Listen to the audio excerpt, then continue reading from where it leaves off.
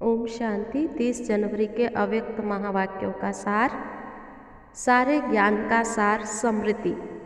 आज समर्थ बाप अपने समर्थ बच्चों को देख रहे हैं। समर्थ, सुखमय, श्रेष्ठ, सफलता संपन्न अलौकिक जीवन का आधार क्या है? वह है एक शब्द, समृद्धि। सारे ड्रामा का खेल विस्मृति और समृद्धि पर ही है।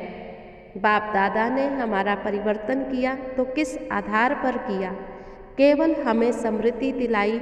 आप आत्मा हो, शरीर नहीं। मानव जीवन की विशेषता ही समृद्धि है, बीज है समृद्धि। इससे ही वृत्ति, दृष्टि, कृति सब बदल जाता है। इसलिए गाया जाता, जैसी समृद्धि वैसी स्थिति।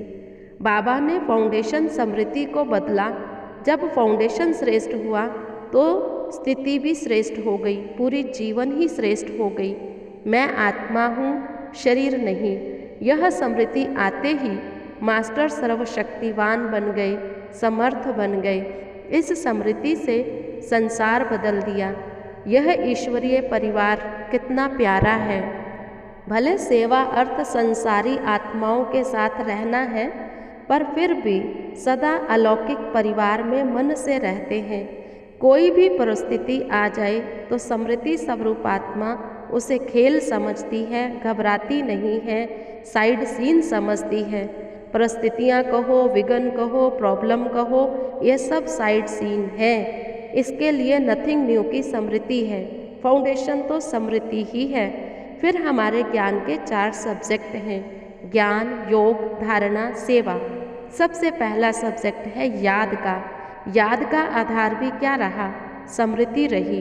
मैं कौन, शिव बाबा कौन। ज्ञान, ज्ञान का आधार भी क्या? समृद्धि। रचयिता कौन, रचना कौन। अनादि में क्या, आदि में क्या। ब्राह्मण सो फरिश्ता बनते तो कैसे बनते। तीसरा सब्जेक्ट है दिव्य गुणों की धारणा। दिव्य गुणों की धारणा में बाबा ने ब्राह्मणों के क्या क्या दिव्य गुण है ये समृद्धि दिलाई। समय पर भले भूल जाते हैं, फिर जब याद आता है तो अपने पर ही हंसते हैं, ये नहीं करना चाहिए था, ये हो गया। फिर हमारी चौथी सब्जेक्ट आती है सेवा। सेवा भी समृद्धि पर ही टिकी हुई है। मैं विश्व कल्याणकारी आत्मा, विश्व कल्याण के निमित्त हूँ। अगर यह समृद्धि नहीं तो सेवा में सफलता नहीं। सेवा है स्वयं की और बाबा की समृद्धि। बाबा कहते देखो, चारों ही सब्जेक्ट का आधार क्या है? समृद्धि स्वरूप बनना। फिर बाबा ने कहा लास्ट पेपर भी होगा। कौन सा होगा? बाबा ने पहले ही बता दिया। लास्ट पेपर होगा नष्टो मोहा समृद्धि लब्धा। फिर बाबा ने टीचर्स से बात की। टीचर्स को कहा अपने टीचर से दूसरों को समृद्धि दिलानी है। आपके मस्तक को कोई देखे तो अविनाशी मनी आत्मा का दर्शन हो, देह भान ना आए। टीचर्स ऐसी सेवा के निमित्त है। टीचर्स अर्थात सदा नेचुरल, निरंतर समृद्धि स्वरूप, स्वसमर्थ स्वरूप। जैसे ब्रह्मा बाबा आगे रहा, ऐसे आप टीचर्स भी आगे हो, मतलब निमित्त हो। सेवा में निमित्त बनी, हिम्मत रखी, समर्थ बनी, त्याग किया। फिर बाबा ने कहा त्याग भी क्या किया? वाइट साड़ी पहनी और ही ब्यूटीफुल परियां लगती हो। खान पान छोड़ा तो वो डॉक्टर कहते हैं सादा खाओ। फिर क्या छोड़ा? गहने पहनने छोड़े।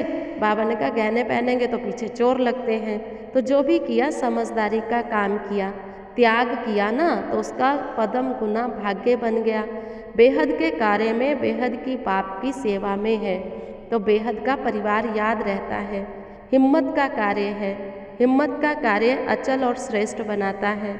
बाबा का स्नेह और शुभ भावना हर एक बच्चे के साथ है। इसलिए बेफिक्र श्रेष्ठ बादशाह है, बेफिक्र बादशाह है। लाइट माइट हाउस बन कर के रहना है। लाइट माइट हाउस, शुभ भावना, शुभकामना की किरणें चारों तरफ फैलानी है। फिर बाबा ने कहा देखो, हाय हाय के गीत समाप्त हो गए, दुख की लहर खत्म हो गई। बाबा मिला, सब दुख के कीचड़े से निकल के आए, कमल समान रहने लग गए। परमात्म प्यार की छत्र छाया में आ गए। जिसके ऊपर परमात्म प्यार की छत्र छाया होती है वो सेफ रहते हैं, उसको कोई क्या कर सकता है।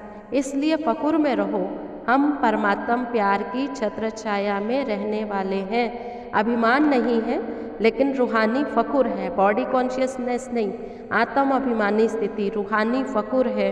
बाबा कहते देखो कोई भी विघ्न आए तुम्हें अंत में दाल रोटी ज़रूर मिलेगी।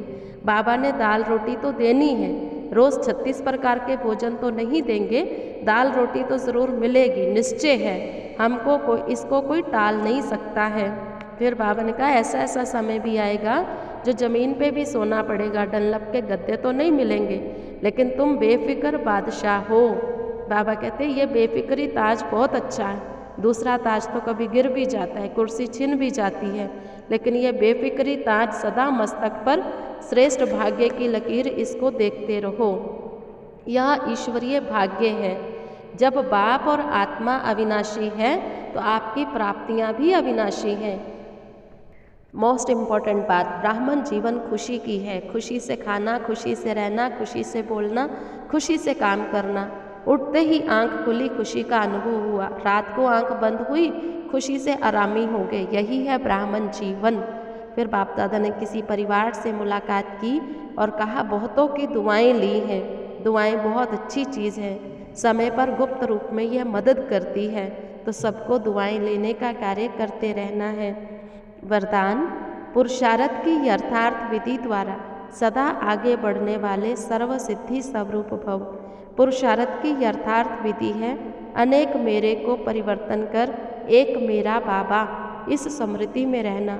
और कुछ भी भूल जाए लेकिन यह बात कभी नहीं भूले मेरा बाबा, मेरे को याद नहीं करना पड़ता, उसकी याद स्वतः रहती है। मेरा बाबा दिल से कहो, योग शक्तिशाली हो जाता। तो इस सहज विधि से सदा आगे बढ़ते हुए सिद्धि स्वरूप बनो। स्लोगन है, मायातीत बनना है तो स्नेह के साथ साथ ज्ञान का भी फाउंडेशन मजबूत हो। लवलीन स्थिति, कर्म में, वाणी में, संपर्क में व संबंध में लव और समृद्धि व स्थिति में लवलीन रहना। जो जितना लवली होगा वह उतना लवलीन रह सकता है। अभी आप बच्चे बाप के लव में लवलीन हो, औरों को भी सहज आप समान व बाप समान बना सकते हो। आज का स्वमान रहेगा, मैं सिद्धि स्वरूप आत्मा हूँ, मेरा बाबा।